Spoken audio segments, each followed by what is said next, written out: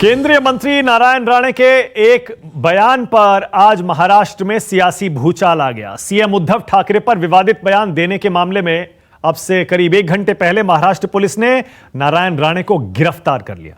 राणे रत्नागिरी के चिपलून में बीजेपी की जन आशीर्वाद यात्रा निकाल रहे थे, यहीं से उन्हें गिरफ्तार कर लिया गया। इससे पहले रत्नागिरी कोर्ट ने उनकी अग्रिम जमानत याचिका खारिज कर दी। खबर है राणे को आज रत्नागिरी कोर्ट में पेश नहीं किया जाएगा, यानी उन्हें पुलिस हिरासत में ही आज की रात बितानी पड़ सकती है। फिलहाल नारायण राणे को संगमेश्वर पुलिस स्टेशन ले जाया गया है। यहां राणे समर्थक और बीजेपी कार्यकर्ता जमीन पर बैठकर प्रदर्शन कर रहे हैं। राणे को छोड़ने की मांग को लेकर पुलिस स्टेशन के अंदर हंगामा हो रहा है। दरअसल सोमवार को पत्रकारों ने राणे से सवाल पूछा था। स्वतंत्रता दिवस के दिन भाषण में सीएम उद्धव ठाकरे अमृत महोत्सव या हीरक महोत्सव को लेकर कंफ्यूज दिखे। इस पर नारायण राणे ने उद्धव ठाकरे पर निशाना साधा और कहा, देश को आजादी मिले हुए कितने साल हो चुके हैं। अरे हीरक महोत्सव क्या, मैं होता तो कान के नीचे लगाता। आवाज आ रही, मेरी आवाज। राणे की गिरफ्तारी हुई है, उस पर तो बहस करेंगे, लेकिन नारायण राणे के इस बयान को बताना भी आपको जरूरी है। भाषा देखिए, मैं होता तो कान के नीचे लगाता। सीएम के लिए कह रहे हैं, केंद्रीय मंत्री हैं माना, लेकिन सीएम के लिए ऐसे शब्द इस्तेमाल कर रहे हैं। राणे ने सवालिया लहजे में कहा था, स्वतंत्रता दिवस के बारे में आपको मालूम नहीं होना चाहिए क्या। राणे के उद्धव ठाकरे पर दिए गए इसी बयान पर शिव सैनिक गुस्से में आ गए। शिव सैनिकों ने आज महाराष्ट्र के 17 शहरों में जबरदस्त प्रदर्शन किया। नासिक में बीजेपी कार्यालय पर पत्थरबाजी की गई। यह भी देखिए जरा, ये गुंडागर्दी देखिए शिव सैनिकों की भी। रूलिंग पार्टी है, उसके कार्यकर्ता विपक्षी पार्टी के दफ्तर पर पत्थरबाजी कर रहे हैं। क्यों? क्योंकि विपक्षी पार्टी के एक नेता ने उनके सीएम के खिलाफ भद्दा बयान दे दिया। राणे के जुहू स्थित घर पर प्रदर्शन कर रहे शिव सैनिकों पर पुलिस ने लाठीचार्ज भी किया। दिन भर हंगामा होता रहा महाराष्ट्र में कई जगह पर, अलग अलग जगह। कहीं बीजेपी शिवसेना के समर्थक कार्यकर्ता भिड़ गए, कहीं पत्थरबाजी हुई, कहीं नारेबाजी हुई, कहीं धरना हुआ, और कई जगह बीजेपी और शिवसेना के कार्यकर्ता आमने सामने आ गए। एक तस्वीर आप देख रहे हैं इस समय। सड़क पर उद्धव बनाम राणे के रण को सबने देखा।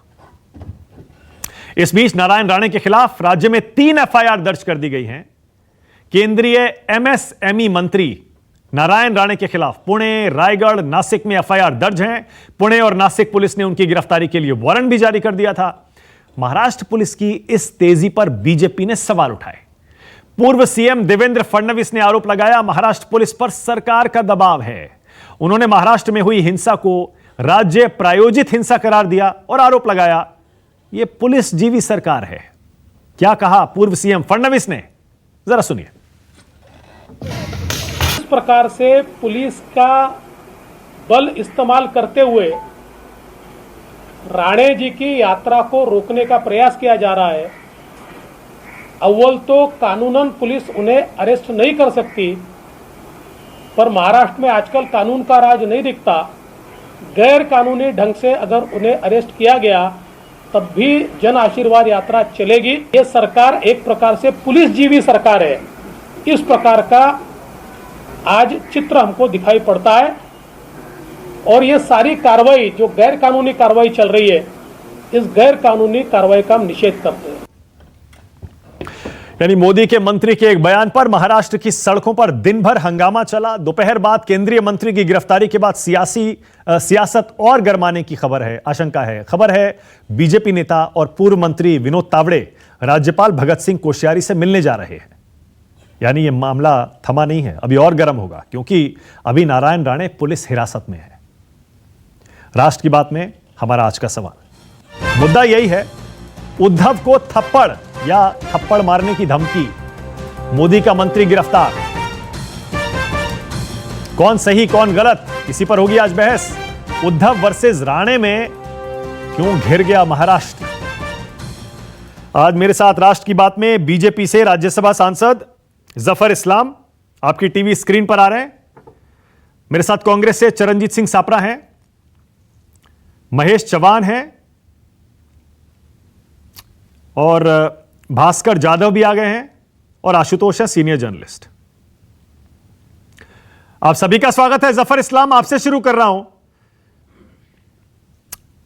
अच्छा, एक सेकंड रुकिएगा जफर भाई, एक सेकंड रुकिएगा जरा। ताजा एक बार एक अपडेट ले लेता हूं। मेरे सहयोगी विनोद जगदाले भी मेरे साथ लाइव जुड़ गए हैं, क्योंकि वहां पर हंगामा तो इस समय बहुत चल रहा है, हालात अभी शांत हुए नहीं है।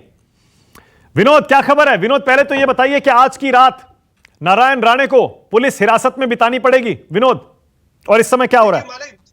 देखिए माने, जिस प्रकार से जो चीजें सामने आ रही, उससे एक बात साफ लग रही है कि केंद्रीय मंत्री नारायण राणे को आज एक रात पुलिस हिरासत में ही गुजारनी पड़ सकती है। फिलहाल स्टेशन डायरी में एंट्री हो चुकी है और नारायण राणे संगमेश्वर पुलिस स्टेशन में फिलहाल वहां पर है और पुलिस आगे की कार्रवाई कर रही है। अब तक कोर्ट ले जाने के लेकर अब तक कोई इसके बारे में कोई भी कार्रवाई नहीं की गई है। सबसे पहले नारायण राणे का मेडिकल होगा और उसके बाद उन्हें कोर्ट में वहां पर पेश किया जाएगा। फिलहाल तनाव की स्थिति है कोंकण के 2 जिलों में, एक रत्नागिरी और दूसरा सिंधुदुर्ग। संगमेश्वर पुलिस थाने में उनको बिठा के रखा है और वहां से रत्नागिरी की दूरी है, तो वहां पर ले जाने के लिए कम से 1 घंटा तो वहां पर लगेगा। लेकिन अब तक कोर्ट के सामने पेश करने को लेकर अब तक पुलिस ने कोई बात नहीं की है। फिलहाल पुलिस के आला अधिकारी अपने वरिष्ठ अधिकारियों से बात कर रहे हैं इस पूरे मामले पर। विनोद, क्या जानबूझकर कोर्ट में पेश नहीं किया जा रहा है नारायण राणे को, ताकि उनको आज की रात पुलिस हिरासत में बितानी पड़े? देखिए माने, कह भी सकते हैं कि देखिए जिस प्रकार से केंद्रीय मंत्री के खिलाफ तुरंत एफआईआर यहां पर की गई और तुरंत उनको गिरफ्तार भी किया गया है, तो साफ है इससे एक बात तो यहां पर देखने को मिलती है कि ये सोच समझ के ही किया गया है। क्योंकि सबसे पहले सवाल ये था, भारतीय जनता पार्टी के नेता ये कह रहे थे कि आप केंद्रीय मंत्री को अरेस्ट ही नहीं कर सकते, आपके पास वो पावर ही नहीं है।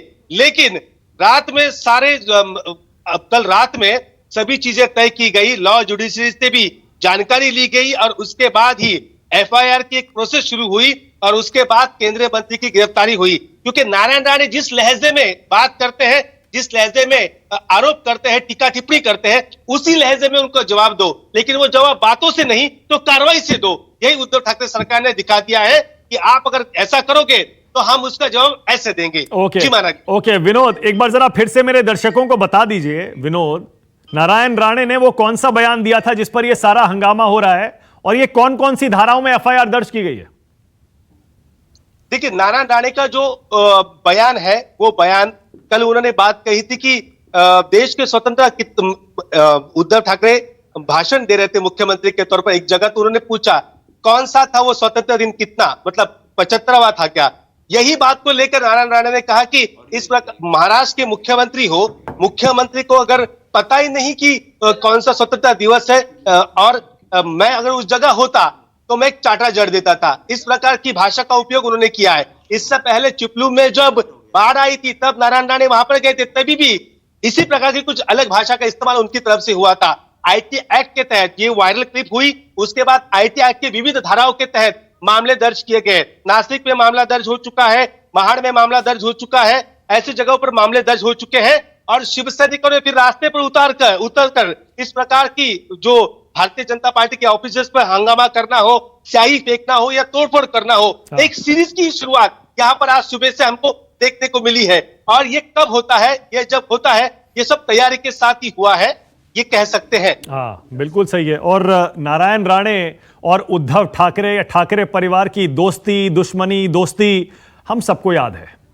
नारायण राणे और शिवसेना का एक पुराना लंबा चौड़ा इतिहास है, उस पर भी राष्ट्र की बात में आज जरूर चर्चा होगी। जफर इस्लाम, शिवसेना कह रही है अगर सीएम के लिए इस तरह के बयान का इस्तेमाल होगा, ऐसी भाषा का इस्तेमाल होगा तो कार्रवाई तो होगी। जफर इस्लाम, देखिए, मुझे लगता है कि बगदे की भावनाओं के साथ उद्धव ठाकरे काम कर रहे हैं, वहाँ के मुख्यमंत्री। इनका अरेस्ट जिस तरह से किया गया है बिल्कुल कॉन्स्टिट्यूशनली गलत है, यह अनकॉन्स्टिट्यूशनल है, ये कॉग्निसेबल ऑफेंस भी नहीं है। और साथ साथ जो धाराएं लगी हैं 502 सब क्लॉज 2 और जो 153, ये सब जो है इस पे लागू नहीं होती हैं। ये सारी चीज़ों की जानकारी के बावजूद उन्हें जिस तरह से गिरफ्तार किया गया वो समझ में आता है सिर्फ उसके कि लॉ एंड ऑर्डर की सिचुएशन वहाँ ख़राब है। लोगों को जो अधिकार है, जो कॉन्स्टिट्यूशन हमको देता है अधिकार के अपने बोलने और करने की, और उनकी मंशा भी उस तरह के नहीं थे। गलती तो खुद को देखनी चाहिए, अपने गरिमा में झांक के देखनी चाहिए मुख्यमंत्री जी को कि जो एक संवैधानिक पद पे बैठ के इस तरह की चीज़ें जिनको बिल्कुल आनी चाहिए, पता रहनी चाहिए थी, एक आम नागरिक को पता है, वो संवैधानिक पोस्ट पे और सबसे बड़े ओहदे पे बैठे हैं और उस कुर्सी पे बैठ के भी उनको इस चीज़ की जानकारी नहीं। तो इन्होंने कोई ऐसा तो नहीं कि रपेट दिया, थप्पड़ लगा दिया उनको। अरे उन्होंने एक बात की कि भाई एक जिस तरह से एक आम बोलचाल की ज़बान में एक कहावत होती है, उसका मतलब है कि उनको वो कह रहे हैं कि उसके बारे में कि इनकी जानकारी होनी चाहिए थी, आपको समझना चाहिए था कि आपकी जानकारी होनी चाहिए थी। मतलब ये थोड़ा सेंसिटाइज करने वाली चीज का भाषा था, लेकिन जिस तरह से उन्होंने कलर दिया है, रुख दिया, उसमें सिर्फ बदले की भावना दिखती है। और जफर भाई, मैं आपको बहुत पसंद करता हूं, आप ये बात जानते हैं, मैं आपको बहुत पसंद करता हूं और आप इतने सज्जन आदमी हैं कि आप जब टीवी में डिबेट भी करते हैं, आप बहुत बढ़िया डिबेट करते हैं, आप कभी मर्यादा की सीमा लांघते नहीं है। I really like you Zafar भाई, seriously, you are a gentleman. Thank you, thank you. It's always a pleasure to have you on my debate. लेकिन आज मैं देख रहा हूं, आज आपके गले से आवाज नहीं निकल रही है। जफर इस्लाम अक्सर बहुत फियर्स डिबेटर हैं, बहुत तगड़ी डिबेट करते हैं, तर्क बहुत तीखे तीखे तर्क लाते हैं। आज गले से जफर भाई आवाज नहीं निकल रही है और मैं देख रहा हूं कि आपको आज नारायण राणे की ऐसी भाषा को जस्टिफाई करना पड़ रहा है, कान के नीचे एक लगाता। एक केंद्रीय मंत्री एक सीएम के लिए ऐसे शब्दों का इस्तेमाल कर रहा है और आपको उसे जस्टिफाई करना पड़ रहा है, इसीलिए ये दिक्कत हो रही है ना जफर भाई आज। देखिए, नहीं, मैं आपको इस बात को मैं आप कहना चाहता हूं, देखिए आपको, कि उस भाषा को भारतीय जनता पार्टी इंडोर्स नहीं करती है, ये बात। लेकिन आप अगर महाराष्ट्र में रहते हैं और वहां पर आपकी जो आम बोलचाल की जबान है, कान में जड़ना का मतलब होता है तंबीह करना, मतलब आपको एक अटेंशन लाना किसी चीज पे, उसको बोलते हैं कान में जड़ना। माफ करिएगा, गंभीर मसला है, लेकिन मैं अपनी हंसी रोक नहीं पा रहा हूं। माफ करिएगा, मैंने कहा गंभीर मसला है। बैठे हैं हमारे भाई। अरे पर वो आम आदमी नहीं है ना जफर इस्लाम, आपको भी पता है वो आम आदमी थोड़े हैं। पूर्व सीएम, फॉर्मर सीएम, पूर्व मुख्यमंत्री और केंद्रीय मंत्री, serving minister in the central government and a former chief minister, उनके मुंह से एक सीएम के लिए ऐसे शब्द। भाई जो लोकल डायलेक्ट होता है, देखिए मैं कह रहा हूं कि इसको एंडोर्स नहीं कर रही हमारी पार्टी, लेकिन ऐसा भी नहीं कि उस पर कार्रवाई इस तरह की कि उनके घर पे जाके हंगामा करे, तोड़ फोड़ करे। ये क्या है? किस तरह से आज कांग्रेस पार्टी को खड़े होकर इसके बारे में कहना चाहिए कि भाई जिस तरह से पुलिस वहां कार्रवाई कर रही है और जिस तरह से सैनिक वहां पर रोड पर उतर के पार्टी दफ्तर को तोड़ रहे हैं, नारायण राणे जी के घर पे वो ईटा पत्थर मार रहे हैं, उसका जो है उसकी निंदा करनी चाहिए। आज मैं देखना चाहता हूं उनको कि कितना सभ्यता है। बिल्कुल करवाऊंगा, अभी रुकिए जरा। ना इस पर मैं आपके साथ हूं, इस पर मैं आपके साथ हूं। आपसे अगर कड़वा सवाल पूछ रहा हूं, लूट मार फसोट को क्या वो उसको एंडोर्स करते हैं? मैं तो कहा एक डिसिप्लिन पार्टी के डिसिप्लिन सोल्जर होने के नाते मैंने कहा कि इस चीज को हमारी पार्टी इंडोर्स नहीं करती। आप लेकिन सिर्फ इतना कहकर क्यों बचना चाहते हैं? आप तो खुद राज्यसभा सांसद हैं। सर एक सेकंड, जफर भाई, आप तो राज्यसभा में, आप खुद संवैधानिक एक पोस्ट पर हैं। अगर आप एक संसद के सदस्य को संवैधानिक पोस्ट एक तरीके से माने तो आपको तो कम से कम सिर्फ एक लाइन कहकर नहीं बचना चाहिए कि हम इसको इंडोर्स नहीं करते। आपको कहना चाहिए कि एक केंद्रीय मंत्री के मुंह से ऐसे शब्द शोभा नहीं देते, वो भी एक सिटिंग सीएम के लिए। कहना चाहिए, आपको खुलकर कहना चाहिए। देखिए, मैं बहुत सीधे लफ्जों में कह रहा हूं, बहुत संजीदगी से और जिम्मेदारी के साथ कह रहा हूं कि जब अगर पार्टी इंडोर्स नहीं करती तो उसका मतलब यही होता है कि इससे ऐसे शब्दों से या ऐसे सेंटेंस से बचना चाहिए, परे रहना चाहिए। लेकिन फिर भी अगर लोकल डायलेक्ट की वजह से बोल भी दिया तो उसकी निंदा कर सकता आदमी। लेकिन अगर आप तोड़ फोड़ कर रहे हैं, घर पे आप घुस के ईटा पत्थर कर रहे हैं केंद्रीय मंत्री के घर पे, आप उनको गिरफ्तार कर रहे हैं, आप जो सेक्शंस लगा रहे हैं गलत है, तो मैं तो देखना चाहता हूं कि चरणदीप सिंह आज हमारे भाई आपके साथ, मैं भी देखना क्या बोलते हैं, चरण सिंह, मैं भी देखना चाहता हूं। सापरा जी वो निंदा करते हैं कि आज वो सापरा जी, ऑलराइट सापरा जी, अगर ये यूपी में हो रहा होता ना, अब तक आपकी पार्टी ने ना बिल्कुल आसमान सिर पे उठा लिया होता। ये क्या गुंडागर्दी चल रही है मुंबई की सड़कों पे? बीजेपी के दफ्तर पे पत्थरबाजी कर रहे हैं शिव सैनिक, ये गुंडागर्दी नहीं है क्या? सापरा जी, सरकार आपकी है, एफआईआर पे बाद में आऊंगा मैं, पहले इस गुंडागर्दी पे जवाब दीजिए।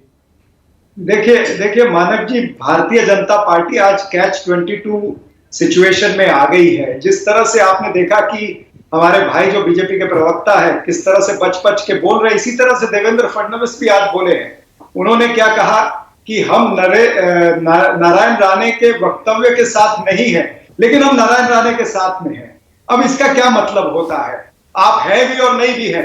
मुझे लगता है कि जो ये यूनियन मिनिस्टर है, इसलिए केंद्रीय नेतृत्व को इसमें बयान देना चाहिए, जेपी नड्डा जी, अमित शाह जी, और क्योंकि ये प्रधानमंत्री नरेंद्र मोदी के कैबिनेट में है तो मोदी जी को इसका संज्ञान लेना चाहिए। नड्डा जी तो बयान दे चुके, सापरा जी, नड्डा जी तो बयान दे चुके। ट्विटर पर नड्डा जी लिख रहे हैं, महाराष्ट्र सरकार द्वारा केंद्रीय मंत्री नारायण राणे की गिरफ्तारी संवैधानिक मूल्यों का हनन है। इस तरह की कार्यवाही से ना हम डरेंगे ना दबेंगे। भाजपा को जन आशीर्वाद यात्रा में मिल रहे अपार समर्थन से ये लोग परेशान हैं। हम लोकतांत्रिक ढंग से लड़ेंगे, यात्रा जारी रहेगी।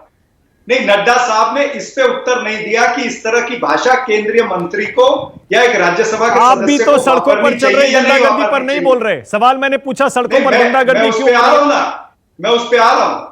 ये जो आप सड़कों पर जो चीजें देख रहे हैं, निश्चित रूप से अगर इस तरह का हल्का वक्तव्य, ओछा वक्तव्य कोई नेता, केंद्रीय नेता वापरेगा तो निश्चित रूप से कार्यकर्ताओं के सेंटिमेंट हर्ट होते हैं। आप भी जस्टिफाई करने लगे, आप भी जस्टिफाई करने लगे गुंडागर्दी को, आप भी जस्टिफाई करने लगे। मानक जी, आप मेरी बात सुनेंगे नहीं, आप बीच में काट के जस्टिफिकेशन कहेंगे। हाँ, बोलिए। तो मैं यही कहना चाहता हूं कि जब सेंटिमेंट्स हर्ट होते हैं तो इस तरह के दृश्य नजर आते हैं जो ठीक नहीं है, और पुलिस ने उनके ऊपर, दोनों के ऊपर कार्रवाई की है। भारतीय जनता पार्टी के जो लड़के थे उनके ऊपर भी लाठीचार्ज हुआ, और शिवसेना के जो लोग वहां पर उपद्रव कर रहे थे उन पर भी लाठीचार्ज हुआ, और दोनों पर केस हुए। अच्छा, मुझे एक बात बताइए, ओके, सापरा जी एक बात बताइए, आपकी रूलिंग पार्टी है ना, आपकी तो महाअघाड़ी सरकार चल रही है, Maha Vikas Aghadi, MVA ruling party है आपकी महाराष्ट्र में।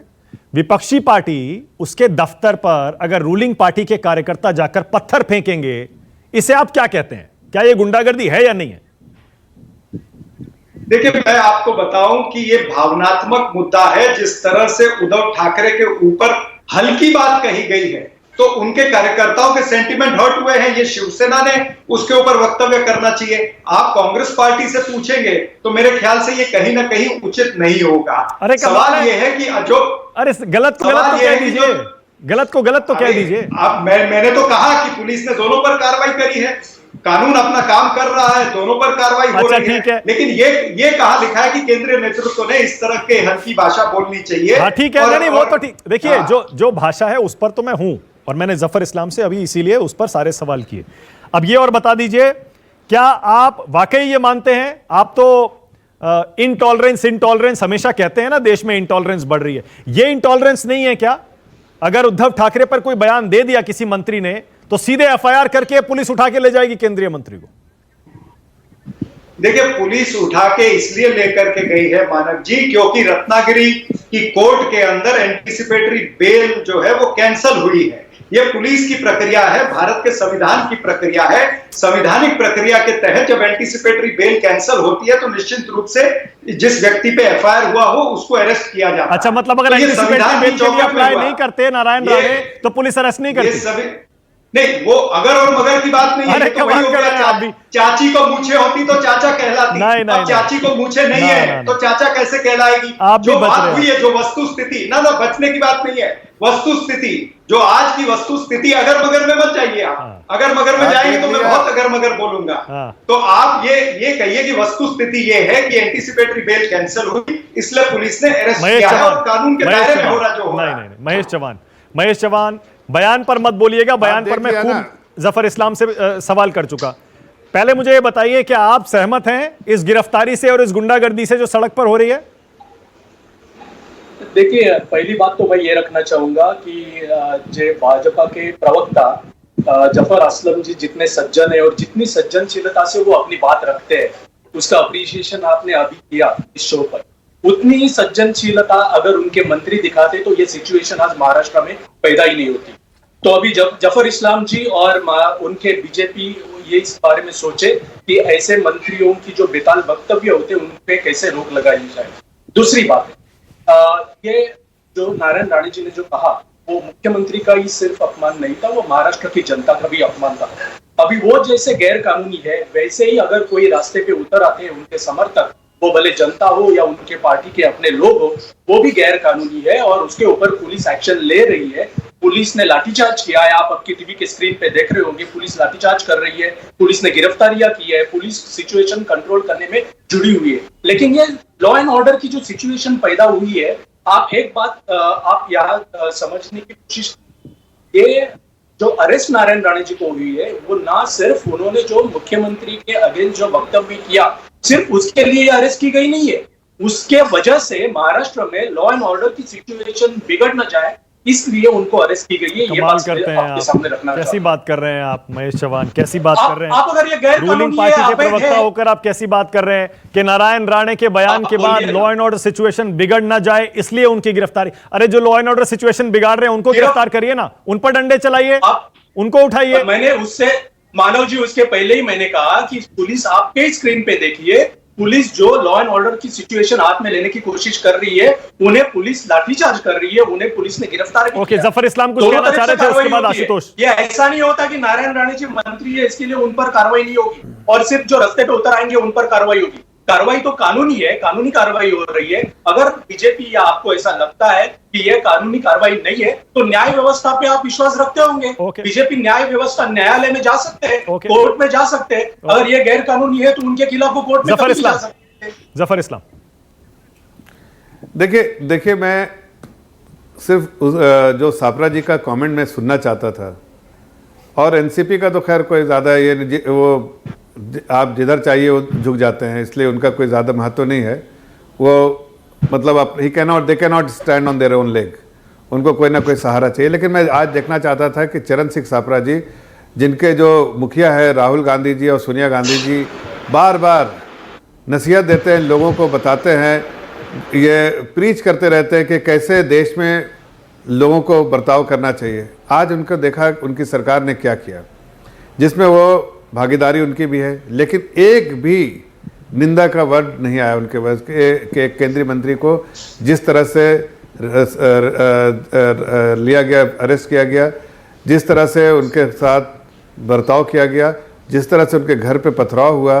क्या ऐसे गुंडागर्दी को वो एंडोर्स करते हैं? मैंने तो खुल के कहा कि भाई वो शब्दों का हमारी पार्टी एंडोर्स नहीं करती, लेकिन उन्होंने नहीं कहा। उससे समझ में आता है कि इनके देखने के और खाने के दांत अलग अलग है। इनका मुखौटा ऐसे समय पे बार बार इनका मुखौटा उड़ जाता है और इनका सही चेहरा जो नापाक चेहरा जो है देश और दुनिया के सामने आता है कि कहने के लिए कुछ भी प्रीच करते हैं, जब प्रैक्टिस करने की बात आती है तो वो बात जो प्रीच करते हैं वो प्रैक्टिस नहीं करते। ये मैं आप लोगों के सामने वाजे करना चाहता हूं। आशुतोष, इसके बाद आ रहा हूं सेकंड राउंड में, फिर आ रहा हूं सापरा जी, एक सेकंड। आशुतोष, मुझे याद नहीं पड़ता इस तरह से कभी केंद्रीय मंत्री की ऐसे डायरेक्ट गिरफ्तारी हुई हो, और वो भी एक बयान पर। क्या ये सिर्फ एक बयान का मसला है आशुतोष? मुझे तो नहीं लगता। मुझे लगता है ये महाराष्ट्र सरकार और केंद्र सरकार, बीजेपी और शिवसेना के बीच जो पुराना झगड़ा चला आ रहा है, ये उसी का नतीजा है। आशुतोष, देखिए मानक, तीन चीजें हैं। पहली बात तो ये कि भारत के संविधान के हिसाब से कोई कानूनी कैबिनेट मिनिस्टर है, इसका मतलब ये नहीं है कि कोई क्रिमिनल ऑफेंस अगर होता है तो उसको किसी तरीके की कोई इम्यूनिटी है। जो बात जफर इस्लाम साहब कह रहे थे बिल्कुल गलत है।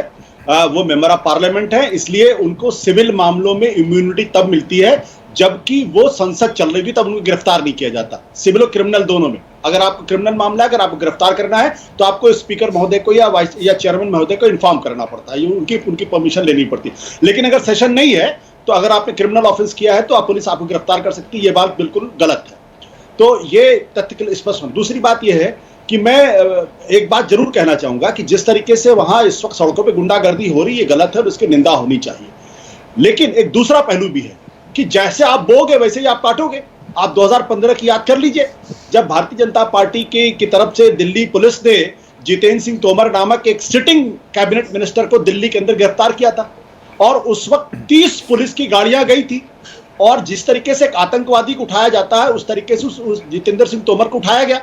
आज तक वह मामला अदालत में साबित नहीं हो पाया कि उसमें कुछ दम था या दम नहीं था। तो अगर आप कैबिनेट मिनिस्टर को गिरफ्तार करें तो ठीक है, और अगर महाराष्ट्र पुलिस कैबिनेट मिनिस्टर को गिरफ्तार करे तो गलत है, कॉन्स्टिट्यूशनल वैल्यूज का हनन हो रहा है, तो दो मानदंड नहीं हो सकते। दूसरी बात, मैं एक चीज और याद दिलाना चाहता हूं कि मोदी जी का ही बयान था, क्रिया की प्रतिक्रिया होती है। तो अगर आपने इस तरीके का बयान दिया तो फिर आप उसके लिए तैयार रहिए। इसका मतलब बहुत साफ है कि मैंने पहले दिन आपके चैनल पे कहा था कि नरेंद्र मोदी की कैबिनेट के रिशफल में अगर नारायण राणे पोस्टर बॉय है तो यह गंभीर मसला है। नारायण राणे की छवि महाराष्ट्र के अंदर, महाराष्ट्र के बाहर क्या है सबको मालूम है। वो ऐसी भाषा के लिए ही जाने जाते हैं और ऐसी भाषा ही वो बोलते हैं, और इसीलिए एक जमाने में बाला साहब ठाकरे के बड़े प्रिय भी हुआ करते थे। लेकिन जब उद्धव ठाकरे को पार्टी का एग्जीक्यूटिव प्रेसिडेंट बना दिया गया, तो उसके बाद नारायण राणे को लगता था मुझे शिवसेना का एग्जीक्यूटिव प्रेसिडेंट बनना चाहिए, वो नहीं बने, तो वो दुश्मनी उनकी बड़ी पुरानी है, इसलिए वो एक दूसरे के प्रति इस भाषा का इस्तेमाल करते हैं। लेकिन ये सोचने वाली बात है कि क्या देश की कैबिनेट में ऐसा कोई मिनिस्टर है जो एक सिटिंग चीफ मिनिस्टर के लिए इस तरीके की भाषा का इस्तेमाल करता है। ये जो हमारा फेडरल संघीय ढांचा है उसकी मूल आत्मा के खिलाफ है। हम एक दूसरे के प्रति सम्मान करना चाहिए। ठीक है, उद्धव ठाकरे ने अगर कोई चीज नहीं पता थी तो आप उनको समझा देते बड़े भाई की तरीके से कि देखिए वहां के मुख्यमंत्री जी को ये बात पता नहीं थी, आप कह रहे हैं नीचे से चाटा मार देना चाहिए था। तो क्या ये कैबिनेट मिनिस्टर को शोभा देता है? और क्या ये गिरफ्तारी के बाद क्या उनको कैबिनेट मिनिस्ट्री में रहना चाहिए? ये भी अपने आप एक सवाल है। आज की तारीख में गिरफ्तार है, लेकिन क्या मोदी जी को उनको अपनी कैबिनेट में रहना चाहिए? ये भी अपने आप एक सवाल है। कैसी बात कर रहे हैं आशुतोष, कैसी बात कर रहे हैं आज आप? अच्छा, दो मुद्दों पर आपसे मेरी असहमति है, दो मुद्दों पर। मानक मैं अपनी बात करूं। हाँ। मुझे याद पड़ता है कि जब जितेंद्र सिंह तोमर को गिरफ्तार किया गया था तो आम आदमी पार्टी ने उनको सैक कर दिया था कैबिनेट से। आज तक मामला साबित नहीं हुआ है। तो अगर ये अरेस्ट हुए हैं तो क्या इनको कैबिनेट में रहना चाहिए, नहीं रहना चाहिए? सीधी सी बात है। नहीं, ओके। अब मैं आपको बताता हूं मेरी आपसे दो मुद्दों पर असहमति क्यों है। आपने नारायण राणे के एक बयान को, जो कि पब्लिक डोमेन में है, उसकी तुलना आपने जितेंद्र सिंह तोमर दिल्ली के मिनिस्टर के सैकिंग से, उनकी गिरफ्तारी से की। वो मेरे हिसाब से गलत इसलिए है क्योंकि जितेंद्र सिंह तोमर का मसला आपको याद होगा, फेक डिग्री का मसला था, हाईकोर्ट में चल रहा था। दिल्ली पुलिस बाकायदा उनकी फेक डिग्री की जांच करने के बाद गिरफ्तारी करती है, जिसके बाद खुद दिल्ली सरकार, दिल्ली मुख्यमंत्री ने कहा तोमर ने मुझे अंधेरे में रखा था। शुरू में उन्होंने जरूर डिफेंड किया था तोमर को, लेकिन बाद में खुद उन्होंने माना कि हां, तोमर ने मुझे अंधेरे में रखा। और आज तोमर कहां है? इसीलिए इन दो बातों की तुलना। और अभी नारायण राणे के एक बयान पर गिरफ्तारी हो गई, आप कह रहे हैं कि उनको मंत्रिमंडल से निकाल देना चाहिए। मैं जवाब दे दूं उसका? बोलिए। सवाल यहां जितेंद्र तोमर का अपराध का नहीं, क्योंकि आज तक अपराध साबित नहीं। पहली बात तो अदालत के अंदर अभी तक मामला साबित नहीं, 7 साल हो गए। दूसरी बात, अगर एक मिनिस्टर की गिरफ्तारी किसी दूसरे एजेंसी के द्वारा जस्टिफाइड है तो दूसरे की गिरफ्तारी भी जस्टिफाइड है। वो कैबिनेट मिनिस्टर सेंटर में है। अरे नहीं, लेकिन मुद्दा तो देखा जाएगा किस मुद्दे पर गिरफ्तारी हो रही है। सवाल मुद्दे का नहीं है। अरे मुद्दे का क्यों नहीं है? कैसी बात कर रहे हैं, बताइए। एक बयान और एक फेक डिग्री। एक जवाब देने दीजिए। मंत्री की फेक डिग्री और एक बयान। आप कैसे मानक फिर आप गलत कह रहे हैं। आज तक अदालत में साबित नहीं हुआ कि मंत्री की डिग्री फेक थी। अरे लेकिन उनके नेताओं ने तो मान लिया, नेताओं ने तो उनके मान लिया। अदालत में आज तक साबित नहीं हुआ। आज तक नरेंद्र मोदी जी की डिग्री के पर भी सवाल है। आज तक जो आपकी दूसरी मंत्री हैं उनकी डिग्री पर भी सवाल है। नहीं, लेकिन मैं ये कह रहा हूं कि जितेंद्र सिंह तोमर के सीएम ने उस समय और उनके नेता ने मान लिया कि हाँ, वो तो खुद डिफेंड नहीं करते आप अब उनको। ये तो उनकी भलमनसाहत आप कह सकते हैं। मैं कह रहा हूं कि अदालत की नजर आज तक अदालत में साबित नहीं हुआ कि पब्लिक डोमेन में आ चुका है आशुतोष। पुलिस की इन्वेस्टिगेशन में पब्लिक डोमेन में आ गया था, जितेंद्र सिंह तोमर की डिग्री फर्जी थी। मानक अदालत में साबित होता है। 2G मामले में आज तक सब बाइज्जत बरी हो गए। सारे लोग बाइज्जत बरी हो गए। हुए कि नहीं बाइज्जत बरी हुए? मैं ये कह रहा हूं कि एक कैबिनेट मिनिस्टर की गिरफ्तारी महाराष्ट्र के अंदर गलत हो जाती है और दिल्ली के अंदर सही कैसे हो सकती है? मैं तो इतनी सी बात कह रहा हूं। ओके, जफर इस्लाम बोलिए। जफर इस्लाम, देखिए, मुझे जैसा लग रहा है, जिस तरह से शायद इन लोगों ने टीएमसी और बंगाल में बहुत ज़्यादा, अब मध्य प्रदेश के महाराष्ट्र के जो मुख्यमंत्री हैं उनसे जो वार्तालाप ज़्यादा ही हो गया है, और कांग्रेस भी आपको देखिए टीएमसी के साथ कितना साथ मिलकर काम कर रही है। इसीलिए आप जिस तरह से पॉलिटिकल वायलेंस वेस्ट बंगाल में होता है, उसी तरह की आप झलक देखने लगी है महाराष्ट्र में। जो वेंडेटा पॉलिटिक्स है, नफरत की पॉलिटिक्स, और जो बदले की भावनाओं की जो पॉलिटिक्स है, वो अब आप देखने लगी है। जो वेस्ट बंगाल में थे, अब हमको उसकी झलक दिखने लगी है महाराष्ट्र में भी।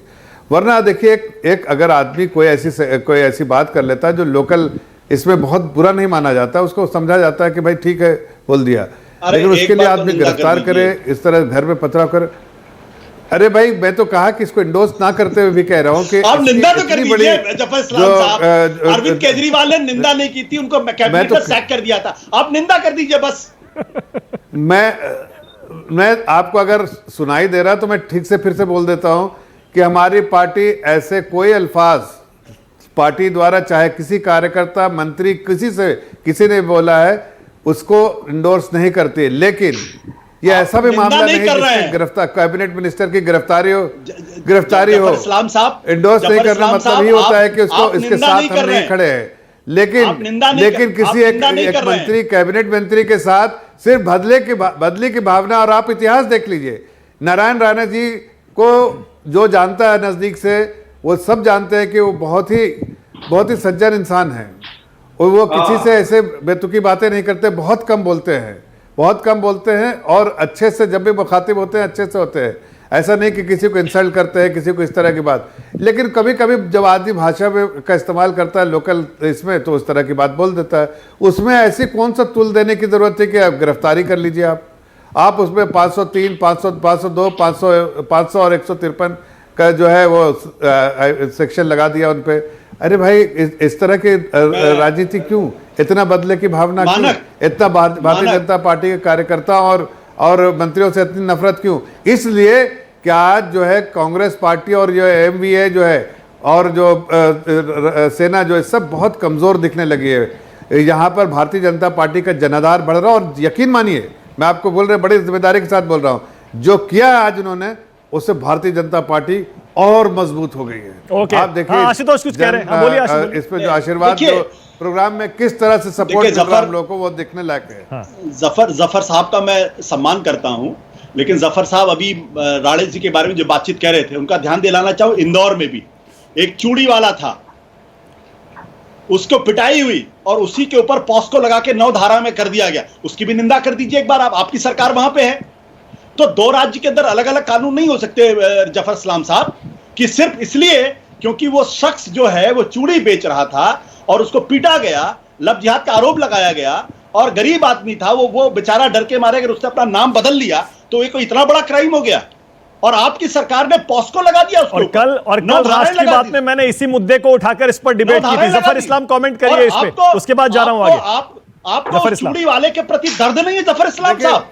वो भी मुसलमान है आपकी तरह, आपको भी दर्द होना चाहिए। नहीं मैं चाहे देखिए इसको धर्म का कलर मत दीजिए, ये आप धर्म का कलर देना चाह रहे हैं, लेकिन मैं कह रहा हूं चाहे उसकी गिरफ्तारी इसलिए हुई, पिटाई इसलिए क्योंकि वो मुसलमान था, वो हिंदू नहीं था। जफर साहब आपको तो डिफेंड नहीं करना चाहिए इसको। सुन ले, मैं कोई डिफेंड और इसको ये नहीं बता रहा हूं। देखिए जो बात कह रहा हूं सुन लीजिए, इसको कोई धार्मिक कलर देने की जरूरत नहीं है, लेकिन आदरणीय प्रधानमंत्री जी ने कई बार कहा है कि धर्म के बेसिस पे अगर किसी पे कोई ज्यादती होती हो तो उसकी निंदा होनी चाहिए। और मैं खुलेआम कह रहा हूं आपके चैनल पे कि धर्म के नाम पर अगर किसी पे ज्यादती होती है तो उसकी निंदा हमारी पार्टी कहती है और प्रधानमंत्री जी ने कई बार कहा है। लेकिन आप लोग जो इसको मीडिया में कलर दे रहे हैं, चूड़ी वाले की गिरफ्तारी पर निंदा करिए आप। नहीं आप चूड़ी वाले की गिरफ्तारी की निंदा करिए। उसकी भाई इन्वेस्टिगेशन होने दीजिए, इन्वेस्टिगेशन होने दीजिए। ये तो मीडिया में इतना कुछ मीडिया में इतना कुछ चला है, नहीं उसको इन्वेस्टिगेशन होने दीजिए। अगर गलत होगा तो मैं आपके साथ चैनल पे निंदा करूंगा अगर गलत होगा तो, लेकिन इन्वेस्टिगेशन तो होने दीजिए कि असल मंशा क्या थी। तो फिर राणे के मामले की भी इन्वेस्टिगेशन होने दीजिए, क्योंकि उन्होंने सिर्फ ऐसे कहा या वाकई वो उद्धव ठाकरे को मारना चाहते थे। इसका मतलब कि उनके घर पे आप तोड़फोड़ करने लगे तो आप गुंडागर्दी नहीं, तो आप कह रहे हैं कि उनके घर पे नहीं आपने गिरफ्तार किया, उसके साथ साथ उनके घर पे तोड़फोड़ करने लगे, पार्टी दफ्तर को नहीं ईट पत्थर फेंकिए। आप नहीं आपसे पूछ रहा हूँ, नहीं आपसे पूछ रहे कि क्या चूड़ी वाले के घर पे जाकर नहीं चूड़ी वाले के घर में कोई ईटा पत्थर फेंक रहा है? नहीं भाई चीटा वो गरीब आदमी है, पथराव कर रहा है, उनके परिवार के लोगों को हताहत कर रहा है। उसने नाम बदला अपना। नहीं गरीब आदमी के साथ हम खड़े हैं, ओके गरीब आदमी के साथ खड़े हैं, लेकिन आपका दोहरा मापदंड एक सेकंड नहीं, आशुतोष ने खुलकर जो सड़कों पर हो रहा है मुंबई में, महाराष्ट्र में, उसको गुंडागर्दी कहा बिल्कुल सही है, कहा। चरणजीत सिंह सापरा के साथ वो भी गुंडागर्दी है, ठीक है, वो स्टेट स्पॉन्सर्ड गुंडागर्दी है। हाँ, सापरा जी बीजेपी और आपका रिश्ता जो कि दुश्मनी से कम नहीं बचा आज की राजनीति में, और बीजेपी शिवसेना का रिश्ता जो दोस्त थे और दुश्मन हो गए, एकदम 36 का आंकड़ा। सापरा जी कह दीजिए खुलकर, मान लीजिए कि ये सिर्फ राजनीतिक दुश्मनी निकाली जा रही है, मान लीजिए, क्या दिक्कत है इसमें, कह दीजिए। नहीं, मैं इसको राजनीतिक दुश्मनी बिल्कुल नहीं कहूंगा, लेकिन जो भारतीय जनता पार्टी के प्रवक्ता हमारे भाई जफर इस्लाम जी ने 2 बार कह दिया कि वहां की मुंबई की या महाराष्ट्र की लोकल भाषा में उन्होंने कह दिया। क्या आप ये कहना चाहते हैं कि महाराष्ट्र की लोकल भाषा इतनी घटिया है, इतनी निचले स्तर की है? आप महाराष्ट्र की जनता का अपमान मत करिए बार बार ये चीज कह के कि उन्होंने लोकल भाषा में ये वक्तव्य इस्तेमाल किया है। पहले तो आप इस चीज के लिए माफी मांगिए, और अगर आप नारायण राणे के वक्तव्य के साथ नहीं है तो नारायण राणे से कहिए कि वो माफी मांगे, या जेपी नड्डा कहें या अमित शाह या नरेंद्र मोदी कहें, क्योंकि वो केंद्रीय मंत्री है। नारायण राणे को माफी मांगनी चाहिए, सारा मसला जो है वो अपने आप हल हो जाएगा। आप इस तरह से दोनों अच्छा, सापरा जी, किश्तियों में पैर रख करके नहीं चल सकते। रहेगी। शुक्रिया जफर इस्लाम आपका, महेश चौहान, आशुतोष और चरणजीत सिंह सापरा। Thank you Vinod. छोटा सा ब्रेक ले रहा हूं, खबरें जारी हैं। नमस्कार, मैं हूं मानक गुप्ता। अगर आपको हमारा ये वीडियो पसंद आया हो तो इसे लाइक और शेयर जरूर करें, और हां, हमें सब्सक्राइब और फॉलो करना ना भूलें ताकि आप देश और दुनिया की कोई खबर मिस ना करें। तो जुड़े रहिए हमारे साथ और देखते रहिए न्यूज़ 24।